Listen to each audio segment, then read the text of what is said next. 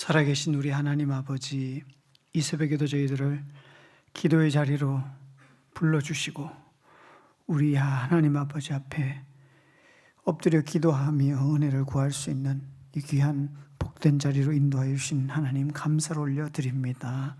이 새벽 저희와 함께하여 주시옵소서. 성령으로 임재하여 주옵소서. 주님을 의지하오며 이 모든 말씀을 예수님의 이름으로 기도하옵나이다. 아멘. 이 새벽에도 기도의 자리로 나오신 모든 성도님들을 진심으로 환영합니다. 우리 찬송가 135장 함께 찬송하겠습니다.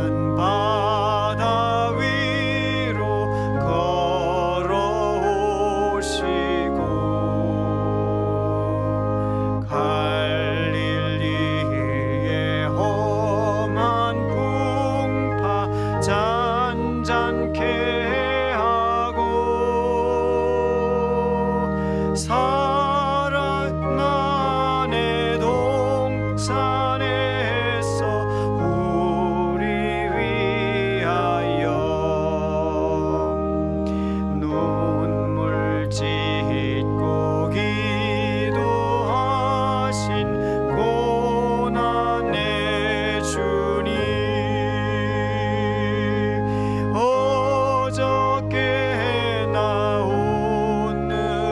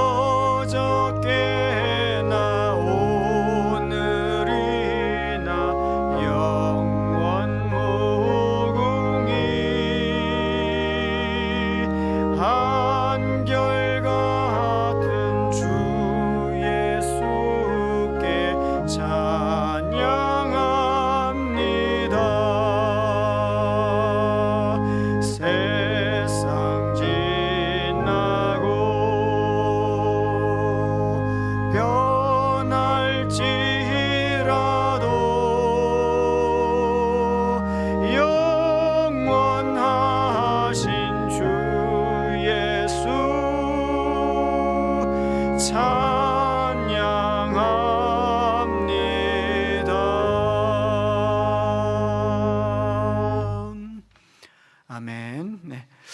오늘 주시는 말씀 함께 보겠습니다. 고린도전서 9장 1절에서 12절입니다. 고린도전서 9장입니다. 고린도전서 9장 1절에서 12절까지 말씀 우리 함께 교독하여서 말씀 보겠습니다. 하나님의 말씀입니다. 내가 자유인이 아니냐 사도가 아니냐 예수 우리 주를 보지 못하였느냐 주 안에서 행한 나의 일이 너희가 아니냐 다른 사람들에게는 내가 사도가 아닐지라도 너희에게는 사도이니 나의 사도됨을 주 안에서 인친 것이 너희라. 나를 비판하는 자들에게 변명할 것이 이것이니 우리가 먹고 마실 권리가 없겠느냐? 우리가 다른 사도들과 주의 형제들과 게바와 같이 믿음에 자매된 아내를 데리고 다닐 권리가 없겠느냐? 어찌 나와 바나바만 일하지 아니할 권리가 없겠느냐? 누가 자기 비용으로 군 복무를 하겠느냐? 누가 포도를 심고 그 열매를 먹지 않겠느냐? 누가 양떼를 기르고 그 양떼의 젖을 먹지 않겠느냐? 내가 사람의 대로 이것을 말하느냐? 율법도 이것을 말하지 아니하느냐? 모세의 율법에 곡식을 밟아 떠는 소에게 망을 씌우지 말라 기록하였으니 하나님께서 어찌 소들을 위하여 염려하심이냐? 오로지 우리를 위하여 말씀하심이 아니냐? 과연 우리를 위하여 기록된 것이니 밭 가는 자는 소망을 가지고 갈며 곡식 떠는 자는 함께 얻을 소망을 가지고 떠는 것이라. 우리가 너희에게 신령한 것을 뿌렸은즉 너희의 육적인 것을 거두기로 과하다 하겠느냐? 다른 이들도 너희에게 이런 권리를 가졌거든 하물며 우리일까 보냐? 그러나 우리가 이 권리를 쓰지 아니하고 범사에 참는 것은 그리스도의 복음에 아무 장애가 없게 하려 함이로다. 아멘. 오늘 본문 말씀은요, 그 바울이 사도로서 가질 수 있는 권리를 사용하는 것에 관한 말씀이죠. 오늘 본문을 크게 두 단락으로 이렇게 나누어서 살펴보면 좋을 것 같습니다. 첫째 단락은 나눈다면 1절과 2절 이렇게 앞부분을 나누면 좋겠고요. 둘째 단락은 3절부터 나머지 12절까지 이렇게 나눌 수 있겠습니다. 첫째 단락 앞부분 1절에서 2절은요, 우리가 함께 읽은 것처럼 사도 바울이 자신에 대해서 과연 사도가 맞는지 이런 것에 대한 말씀이죠. 사도로서의 직분을 받았는지 그 사도직에 대한 그 권한에 대해서 이제 언급을 하죠. 1절에 보면 내가 자유인이 아니냐 사도가 아니냐 예수 우리 주를 보지 못하였느냐 이렇게 되어 있죠. 사도가 확실하다는 이야기를 하는 거죠.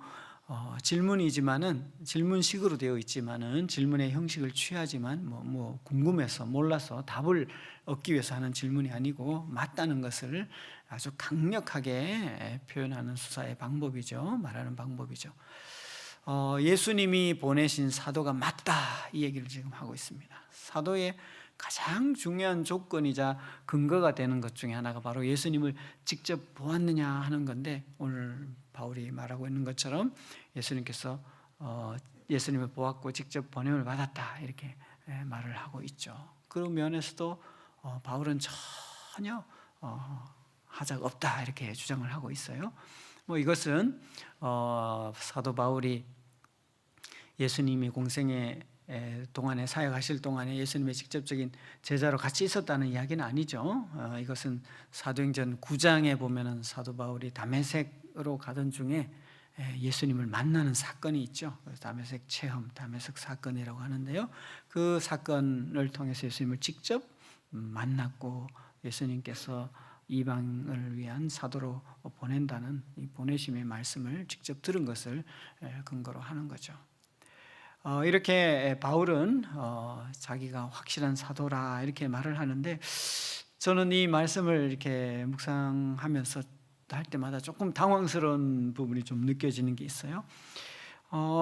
자기 자신이 사도라는 것을 이렇게 내세우고 주장하고 하는 그런 모습이 어떤 느낌이 드냐면 약간 좀 성경의 다른 부분에서 우리 자신에 대해서 겸손하게 생각하고 이렇게 치게 봐야 되는 것에 대해서 좀 아닌가 하는 느낌이 들죠. 예를 들면 누가복음 17장 10절에 보면 예수님이 제자들에게 말씀하시는 중에 제자들에게 나는 무익한 종이라 이렇게 해야 한다고 또 가르치죠. 또 마태복음 28장에도 보면은 예수님은 랍비라 이런 선생이라 칭함을 받지 말라고 가르치시죠. 지도자라 칭함을 받지 말라고 하십니다. 그런데 바울은 이렇게 자신을 강력하게 주장하고 사도로서 조금도 내가 부끄러움이 없고 손색이 없고 부족함이 없다 이런 스스로를 강력하게 주장하는 말을 하고 있죠. 자, 왜 그럴까요? 3절을 한번 보시면요, 3절에 보면 나를 비판하는 자들에게 변명할 것이 이것이니 라고 되어 있는데요, 여기서 바울에 대한 비판이라는 게 뭐죠? 4절 이하에 쭉 나오고 있는데요, 사도가 맞다면, 바울이 사도가 맞다면 사도로서의 권리들을 좀 행사를 해야 되는데 바울을 보니까 그렇게 하고 있지 않아 보이는 거예요. 사도로서의 권리들을 행사하지 않는 거죠.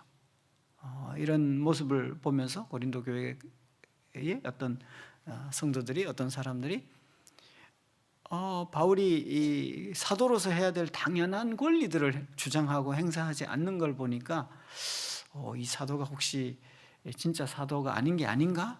이런 이제 비판을 하는 일이 벌어진 겁니다. 바울에 대한 바울이 사도로서 해야 할, 사도로서 주장할 수 있는 그 당연한 권리들을 행사하지 않는 모습을 파고든 거죠. 그것을 파고들면서 바울이 참 사도가 아닌 게 아닌가, 가짜 사도가 아닌가, 이렇게 그런 비판들이 막 문제가 일어나기 시작한 것입니다. 그것에 대해서 이제 바울이 쭉 얘기를 하고 있는 거죠. 바울은 무엇이라고 합니까?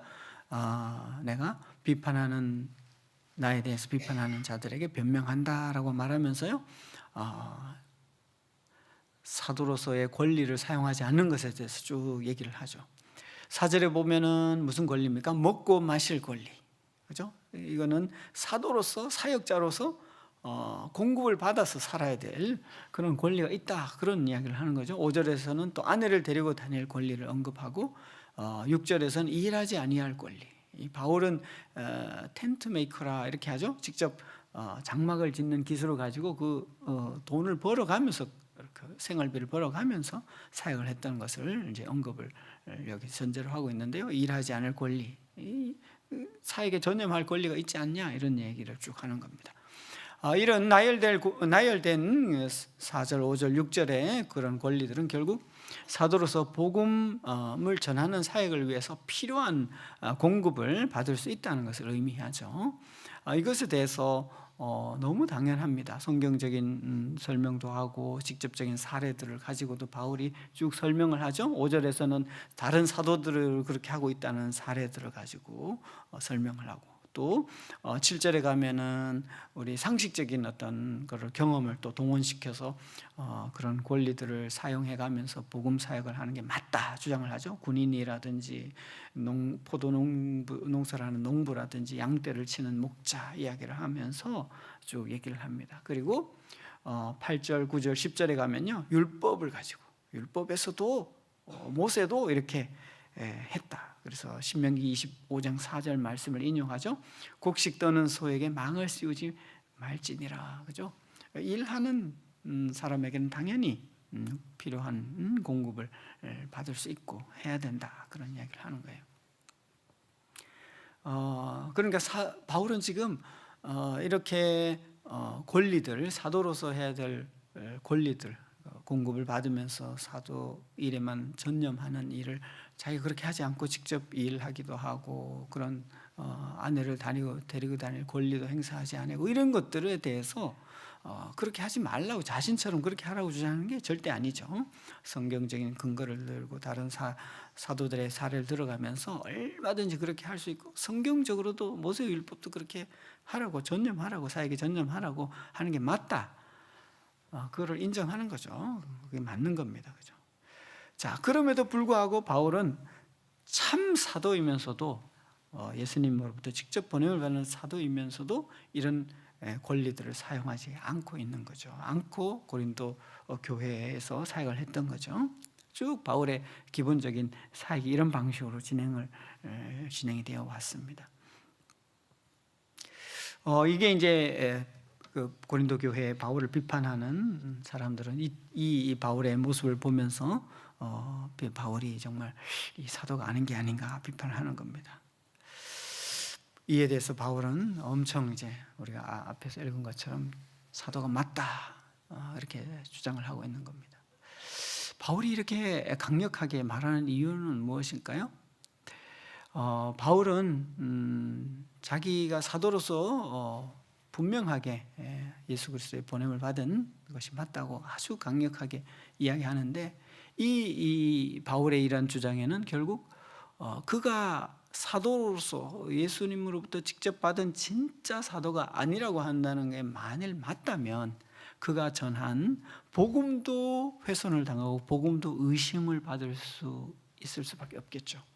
사도 바울은 바로 여기에 바울의 모든 자기가 사도가 맞다는 이 강력한 겸손의 모습이 아닌 듯한 예수님의 가르침에 약간 고개를 갸우뚱하게 하는 그런 태도를 지금 보이고 있는 이유가 바로 거기에 있습니다. 그래서 바울은 1절, 2절 보고 말씀하고 있는 것처럼 예수를 보았고 또 예수님께서 보내신 사도가 맞고 내가 사도라는 것을 무엇보다도 누구보다도 고린도 교회 너희들이 내가 전한 복음을 통해서 예수 그리스도의 사람들, 하나님의 사람들, 구원받은 사람들이 된 것을 보면 그것이 바로 참된 사도라고 하는 것을 주장하는 가장 강력한 증거다. 이렇게까지 이제 말을 하고 있는 거죠. 바울은 자기 자신의 사도됨에 대해서 아주 강력하게 이야기를 전체적으로 합니다. 그의 사역 가운데서요. 고린도후서 11장 5절에도 보면 나는 지극히 크다는 사도들보다 부족한 것이 조금도 없는 줄로 생각한다. 고린도후서 11장 23절에도 보면 그들이 그리스도의 일꾼이냐 정신없는 말을 하거니와 나는 더욱 그러하다. 내가 수고를 넘치도록 하고 옥에 갇히기도 더 많이 하고 매도 수없이 맞고 여러 번 죽을 뻔했다. 고린도후서 12장 1절 11절에도 내가 아무것도 아니지만 지극히 크다는 사도들보다 조금도 부족하지 않다. 참 사도라고 하는 이런 주장을 강력하게 하는 거죠. 자신의 사도에 대한 권위가 있다는 주장을 하는 이유는 딱 하나입니다. 자신을 내세우려는 것이 아니고 겸손을 몰라서가 아니고 사실은 정반대죠. 뭡니까? 자신이 아니라 자신의 자랑이 아니라 복음을 자랑하기 위해서, 복음을 내세우기 위해서. 바울이 전한 이 복음, 예수 그리스도의 십자가의 복음이 맞다는 것을 강력하게 주장하기 위해서, 드러내기 위해서 말을 하는 거죠. 내가 사도가 맞다고 하는 이 주장도 내가 사도라는 것을 자랑하기 위한 것이 아니고 정반대. 내가 아무것도 아니지만 내가 전한 이 복음 때문에 내가 사도가 아니게 되면 바울이 전한 복음도 복음이 아니게 되는 거죠. 그 이유 때문에 바울은 지금 자기 자신에 대해서 변명하는 거죠. 자기가 전한 복음이 옳다는 것을, 이것밖에는 우리에게 복음이 없다는 것을 입증하기 위해서, 주장하기 위해서, 나타나기 위해서, 설득하기 위해서, 입증하기 위해서 바울이 사도로서 보냄받은 자가 맞다는 것을 말을 하고 있는 겁니다. 참 사도가 맞고, 그렇기 때문에 성경적으로 그런 당연한 권리들을 사용할 수 있지만, 사역자로서 사용할 수 있지만 사용하지 않는 그 이유가 바로 이 복음을 드러내기 위한 것이다 라는 것이죠. 12절을 한번 볼까요? 12절, 다른 이들도 너희에게 권리를 가졌거든 하물며 우리일까 보냐. 다른 이들도 너희에게, 앞에서 얘기했죠. 다른 사도들도 그렇게 하죠. 그리고 성경도 얘기하고 있죠. 그리고 상식적으로도 너무 맞는 거죠. 그러나 우리가 이 권리를 쓰지 아니하고 범사에 참는 것은, 모든 부분에 참는 것은 그리스도의 복음이 어떻게 해요? 아무 장애가 없게 하려 함이다. 이 아무 장애가 없게 하려 함이라. 이 장애가 없게 한다는 것은요, 군사적인 상황에서 많이 사용되던 용어이기도 한데요, 군대가 진군하는 것을 방해하는 모든 요소들을 제거하는 거, 막아서는 상황들을 일컫는 그런 표현이죠. 장애가 없게 한다. 그런 것들을 다 없애도록 하는 거죠. 길을 파헤치거나 도로를 끊거나 해서 군대가 전진하는 것을 막는 그런 행위들에 대한 모습인데요, 매우 엄중한 그런 표현인 거죠. 생사를 좌우할 수 있는 상황이고 반드시 이기거나 지거나 해야 되는 이 전쟁의 상황을 생각해 본다면요, 무엇입니까? 이 장애가 없어야 되는 거예요. 장애가. 이 복음은 정말 엄중한 것이기 때문에 바울은 이 그리스도의 복음에 아무 장애가 없게 하려고 당연한 권리, 마땅한 권리, 성경이 말하고 있는 권리까지도 어떻게 해요? 주장하지 않고 있는 거죠. 그 이유 때문에 지금 비난까지 받고 있는 거예요. 그죠? 3절에서 말 비난까지 받으면서도 사용하지 않는 겁니다. 어떤 우리 개인적인 어려움을 당한다 할지라도 이 복음이 드러나는 일이라면 어떻게 해야 되는지를 잘 보여주는 말씀이라고 할 수 있습니다. 복음의 진보에 장애가 없도록, 사람들이 복음을 받아들이는 일에 조금도 방해가 없도록, 우리의 가정이나 가족들 가운데 아직 주님을 믿지 않는 우리의 지인들 가운데, 친척들 가운데, 혹은 직장 일터에서 만나는 사람들 가운데 얼마나 이 요즘 복음에 대해서, 교회에 대해서, 우리의 신앙에 대해서 참 방해거리가 많이 있습니까? 우리 스스로가 오늘 하루의 삶을 살면서도 그런 부족한 삶을 참 많이 경험할 수 있는데요, 어떤 자신에 대한 비판이나 비난과 고난이 온다 할지라도, 오해를 받는다 할지라도 바울은 이런 태도를 가지고 있죠. 앞서 우리가 사실 묵상한 8장에서도 잘 언급이 되어 있습니다. 8장 13절 보면, 그러므로 만일 음식이 내 형제를 실족하게 한다면 나는 영원히 고기를 먹지 않겠다. 그래서 내 형제를 실족하지 않게 하겠다. 복음에 또 신앙의 성숙에, 성장에 조금이라도 마음에 불편함이 주고, 그것이 신앙 성장의 성숙에 또 혹은 복음이 전파되는 일에 방해거리가 된다면 하지 않겠다. 바울은요, 심지어 이렇게까지 얘기합니다. 고린도서 그 앞에 8장 12절에요, 이같이 너희가 형제에게 죄를 지어 그 약한 양심을 상하게 하는 것이 곧 그리스도께 죄를 짓는 것이다. 참 두렵습니다. 그죠?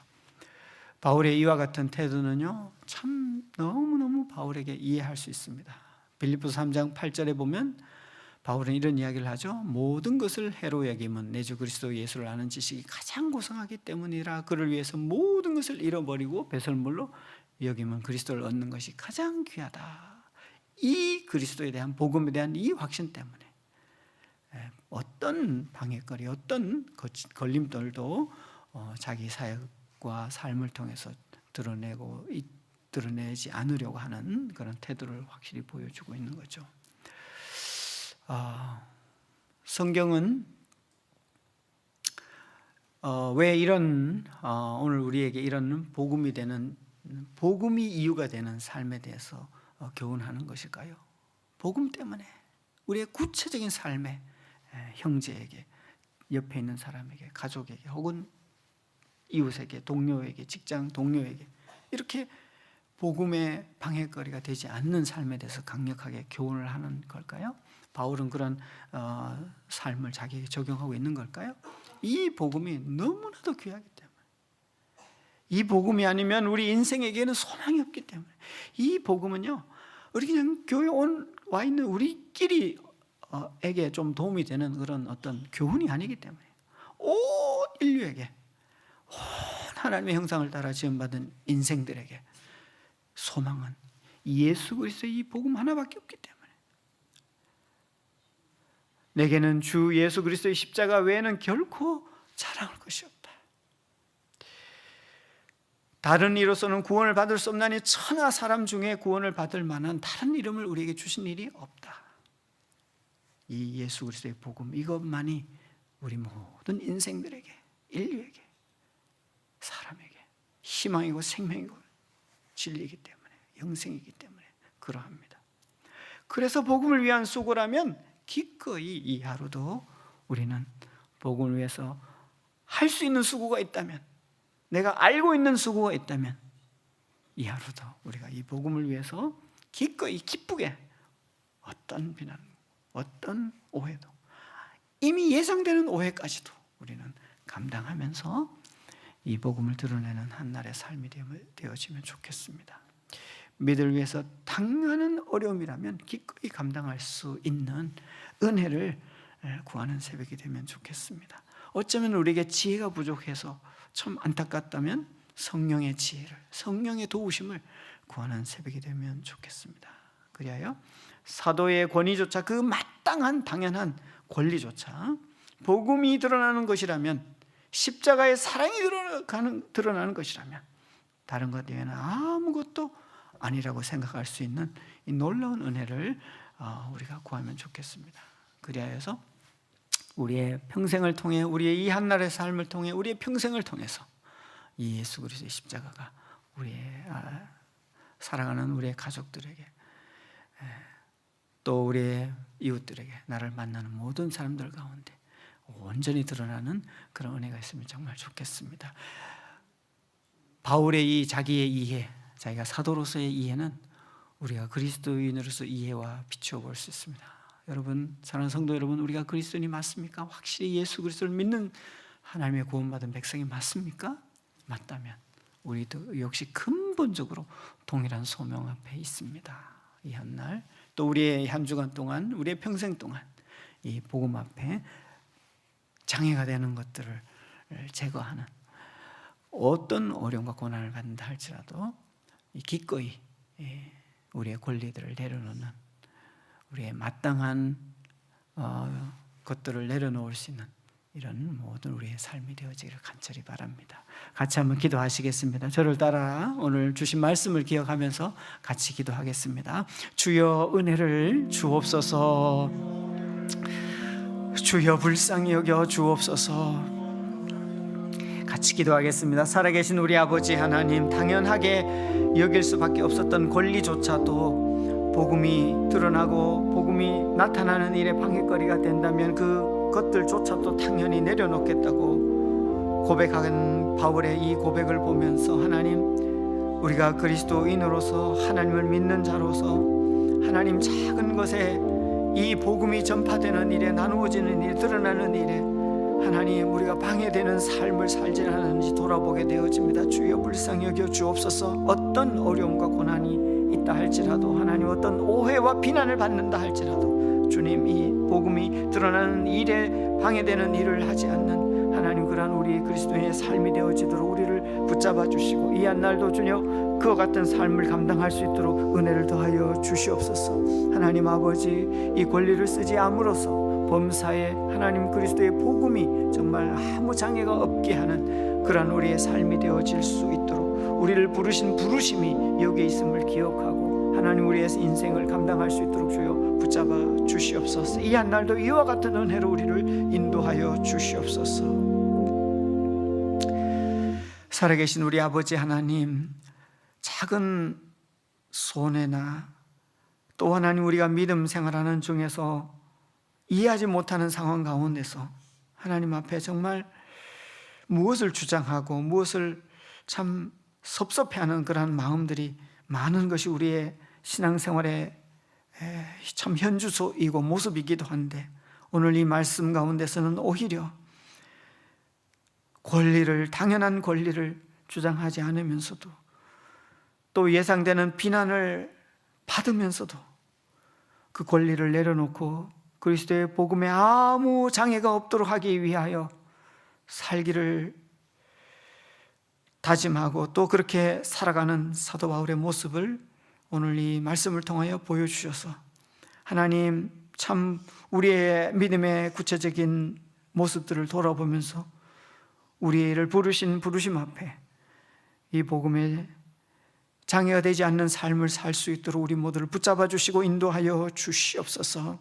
하나님, 아직 믿지 않는 가족들, 친척들 참 어렵고 힘들지만 주여, 우리가 할 수 있는 당연한 권리나 불편함과 비난 또 비판까지 감내하면서도 그 한 영혼 한 영혼 가운데 복음에 장애되는 일이 없는 삶을 감당할 수 있도록 우리를 붙잡아 주시옵소서. 우리에게 지혜를 주시고 성령의 능력을 주시고 주님 비밀한 기쁨을 주시고 우리를 부르신 소명이 우리를 그리스도의 자녀로 삼아주신 놀라운 이 은혜가 얼마나 위대하고 대단하고 놀랍고 큰 것인지를 깨닫는 분명한 나에 대한 자기 이해를 허락해 주셔서 어떤 수고도 어떤 비난도 감당하는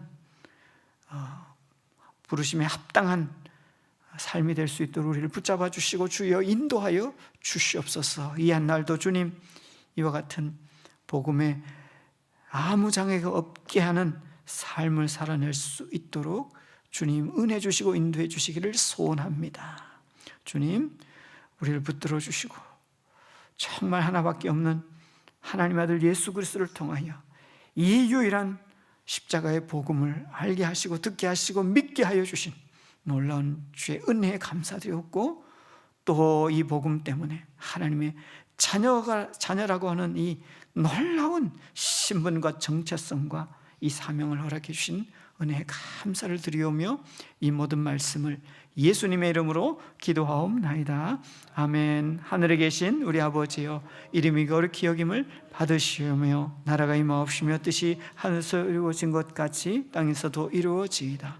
오늘날 우리에게 일용할 양식을 주옵시고 우리가 우리에게 죄 지은 자를 사하여 준 것 같이 우리 죄를 사하여 주옵시고 우리를 시험에 들게 하지 마옵시고 다만 악에서 구하옵소서. 대개 나라와 권세와 영광이 아버지께 영원히 싸움나이다. 아멘. 아멘.